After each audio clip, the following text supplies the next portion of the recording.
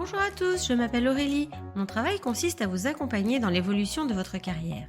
Après avoir constaté que de nombreuses personnes cherchent à découvrir de nouveaux métiers, j'ai décidé de partir à la découverte de salariés et de chefs d'entreprise qui acceptent de partager avec nous leur expérience. Chez Super Compétences, nous mettons notre expertise à votre service pour que vos projets prennent vie. Je suis très contente de vous partager l'enquête métier du jour. Vous êtes prêts? C'est parti! Bonjour à tous, je suis de nouveau avec Priscilla que nous avions rencontrée il y a quelques temps. On avait échangé autour du métier de rédactrice web et aujourd'hui elle va nous présenter sa deuxième activité qui est le closing. Bonjour Priscilla. Bonjour. Donc, est-ce que tu peux te représenter très rapidement, nous dire qui tu es et puis nous dire qu'est-ce qui t'a amené vers cette deuxième activité? Oui, bien sûr. Donc, voilà, pour rappel, donc moi, je m'appelle Priscilla Goulesco, j'ai 36 ans, 2 enfants, je vis en Bretagne et je suis closer depuis un peu plus d'1 an maintenant. Donc mon parcours, donc je l'avais évoqué, voilà, dans l'autre podcast sur la rédaction web. Bon, brièvement, voilà, j'ai fait des études dans l'accueil, secrétariat. J'ai eu besoin en fait de me reconvertir, d'entreprendre en fait parce que voilà, je suis devenue maman et j'avais plus envie en fait d'être dans le salariat et j'avais besoin plus d'un équilibre vie pro vie perso. Donc voilà, je me suis reconvertie d'abord dans la rédaction web, puis le closing quelques temps après. D'accord. Et donc, au quotidien, c'est quoi le closing? Closer, c'est un petit peu, on va dire, comme un commercial au téléphone. C'est un peu un nouveau mot, hein. C'est vrai que c'est un nouveau métier qui est un petit peu tendance, j'ai envie de dire.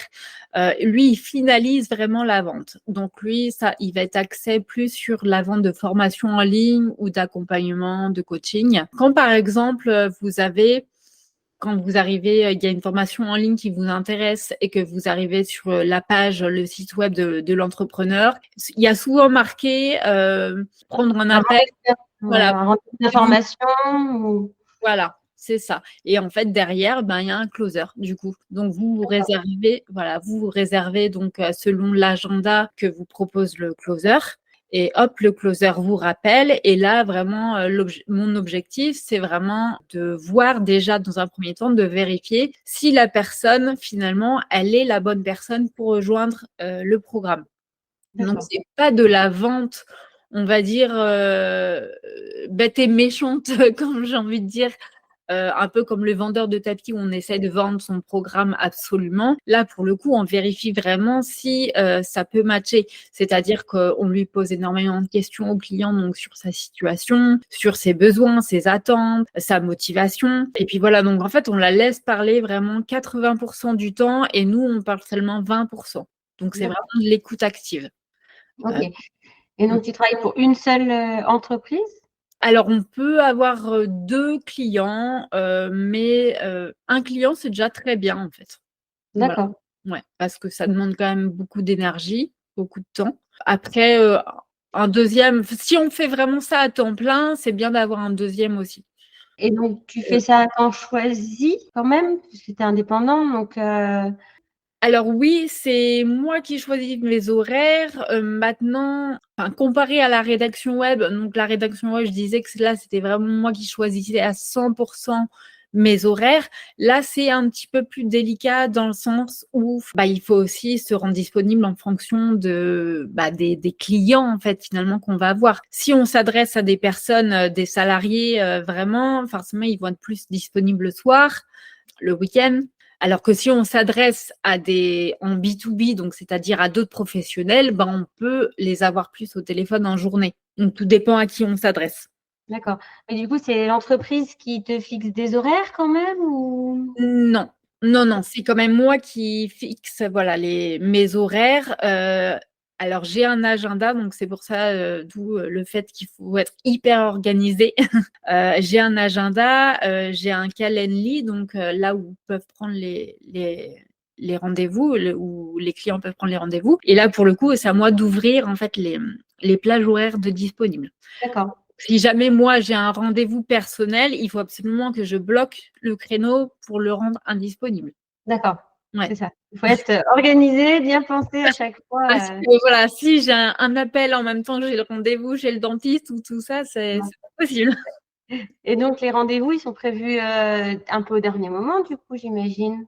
Alors, là, c'est pareil, il y a possibilité de le paramétrer dans Calendly, combien de temps à l'avance on peut être, D'accord. voilà, on peut avoir un rendez-vous. Ceci dit, oui, ça peut être le matin même, le matin pour le soir même. Donc, ouais, faut être assez réactif aussi. C'est ça, l'activité avant tout, quoi. Voilà. Donc, du coup, c'est des appels, c'est de la visio? Ça va être souvent des appels téléphoniques. Après, on peut le faire aussi en visio, donc par Zoom, Google Meet. Il faut Et avoir un intérêt quand même pour la société, enfin, pour ce que la société vend quand même, pour pouvoir bien conseiller la personne. Tout à fait, tout à fait.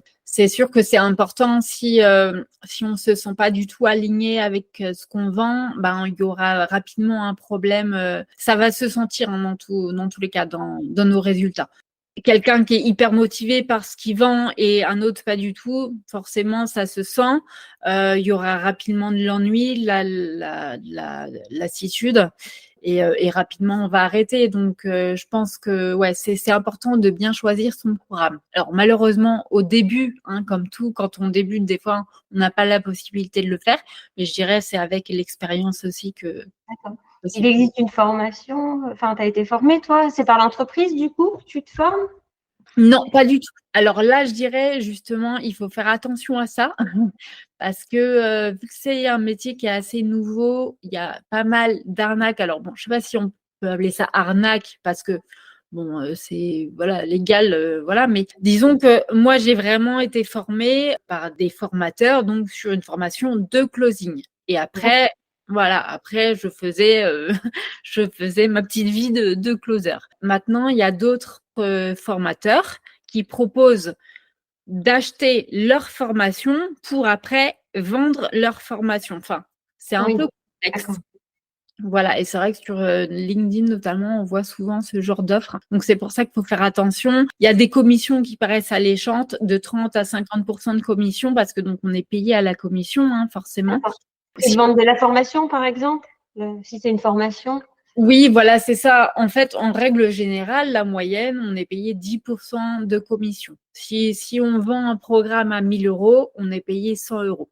D'accord. Mais c'est vrai que voilà, quand c'est trop alléchant, 30%, 50%, c'est Faire attention, quoi. ouais, c'est ça. D'accord.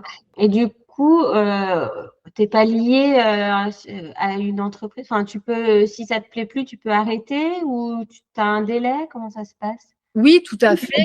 Non, non, après, c'est vraiment, je suis vraiment entrepreneur, donc après, j'arrête comme je veux. Enfin, alors au début, bien sûr, on établit un contrat quand même, parce que Ah. ça se fait. Mais après, voilà, on est libre, chacun est libre d'arrêter quand il veut. Quelles sont les compétences nécessaires pour ce travail? Alors, bah déjà, la première chose, il faut aimer la relation client. Ça, c'est évident. Il faut aimer échanger avec les gens. La relation client, après de l'empathie. Alors, l'empathie à petite dose parce que il faut aussi se mettre à la place des autres, mais pas trop non plus parce que notre objectif, c'est quand même de vendre. Ça, c'est un petit peu le piège parce que finalement, il y a beaucoup de personnes. En fait, le closing, on dit que c'est de la vente éthique et bienveillante. Bon, c'est un mot parfois qui peut un petit peu agacer. Mais c'est vrai dans le sens où, bah, comme je te disais tout à l'heure, on n'est pas sur le vendeur de tapis. Là, vraiment, si on voit que la personne n'est pas la bonne personne pour participer au programme, il faut arrêter en fait. Faut pas essayer de lui vendre. C'est sûr que parfois la personne, souvent, elle va avoir des blocages en fait. Bah, j'ai pas le temps, j'ai pas l'argent, et du coup, elle va pas vouloir se lancer à cause de ça. Donc nous, c'est bien de l'écouter, d'en prendre, voilà, d'en prendre note. Mais il faut aussi lui faire comprendre avec tact que justement, ce sont des peurs et qu'elle est capable en fait de les dépasser. D'accord. De l'empathie, oui, mais à petite dose, parce que derrière, il y a quand même un objectif de vente. D'accord. Donc, empathie, et on avait dit Vente, relation client. client, c'est ça. Et comme tout entrepreneur, organisation, rigueur, réactivité, parce que là, bah, forcément, si un client il échange avec toi, bah, hop, il faut plus vite on lui répond, mieux c'est. C'est ça. Et du coup, cette personne-là, si elle ne signe pas le jour où du premier rendez-vous, tu la gardes en contact et tu la recontactes plusieurs temps après? Comment tu fais? Oui. Oui, c'est ça. Tout à fait, ça s'appelle les follow-up, justement. Donc, c'est le suivi des prospects. Et ça, c'est hyper important parce qu'un prospect qui n'achète pas du premier coup, bah, il y en a plein, finalement.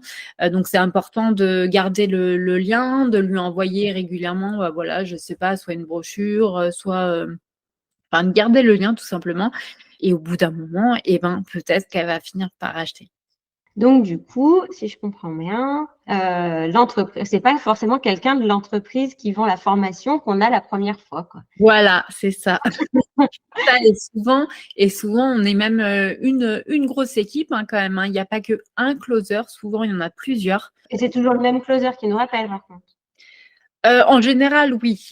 Bon, après, ça dépend comment s'organise, je dirais, l'entrepreneur.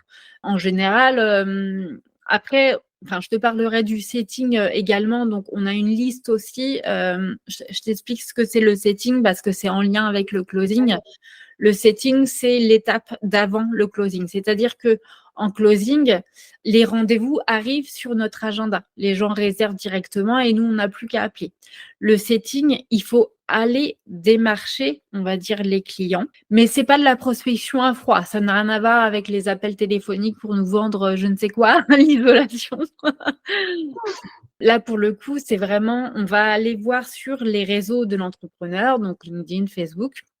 Et puis, on va voir ceux qui interagissent, ceux qui commentent, ceux qui like, et on les contacte en message privé notamment. Et là, en fait, pareil, on commence une conversation avec eux. Donc, c'est ça qu'on appelle le setting, c'est la partie avance. Donc, c'est sur des personnes, des prospects qui sont tièdes, si je peux dire. D'accord. Est-ce qu'il y a des possibilités d'évolution? Ben, je dirais l'évolution, après, c'est toi qui veut ou non évoluer, en fait. Après, tout dépend de l'investissement que tu y donnes, du temps que tu veux y consacrer. C'est sûr que tu peux très bien démarrer très bas, tu peux très bien aller, je sais pas, jusqu'à 5 000 euros, mais parfois, il y en a, les très bons vont jusqu'à 10 000 euros. Voilà, donc c'est vraiment en fonction de… C'est des choix en fait que tu fais. Voilà, quel entrepreneur, quel formateur je vais choisir, combien de temps je vais travailler. Voilà. D'accord. On peut vivre que du closing. Oui, on peut en C'est vivre. une activité complémentaire, mais il y en a qui vivent que de ça. Ouais, c'est ça. Il y en a qui vivent que de ça. C'est du travail, hein, par contre, hein, parce que je dirais, il y en a beaucoup qui vendent ça justement un petit peu comme le métier tendance, le métier facile où on peut travailler 3 heures par jour, gagner 5 000 euros. C'est pas ça non plus. Hein. C'est faut du boulot. Mais voilà, si on s'en donne les moyens, on peut très bien gagner sa vie. Donc, il n'y a pas de diplôme, il n'y a pas Mm. de formation spécifique, mis à part des fois des entreprises qui peuvent proposer des choses. Ouais, bah comme pour la rédaction web, ça reste des métiers récents, donc forcément, c'est pas encadré. Et donc, c'est à nous de chercher la formation sur Internet qui pourra nous apprendre justement ce métier. D'accord. Et donc, quel conseil tu donnerais à une personne qui voudrait se lancer en tant que closer? Eh ben, je dirais, si vraiment, bah voilà, enfin, vous aimez donc la relation client, si vous aimez aider les autres, les conseiller, voire les coacher, eh ben, lancez-vous et ne faites pas attention à tout ce qu'on vous raconte forcément parce que quand on tape closing sur Internet, on trouve de tout et de n'importe quoi parce que justement, le métier tendance, bah, ça a aussi le revers de médaille. Ce qui fait que bah, voilà, il y en a qui vont en profiter justement pour surfer avec les limites de la légalité. En proposant des commissions super alléchantes et tout ça.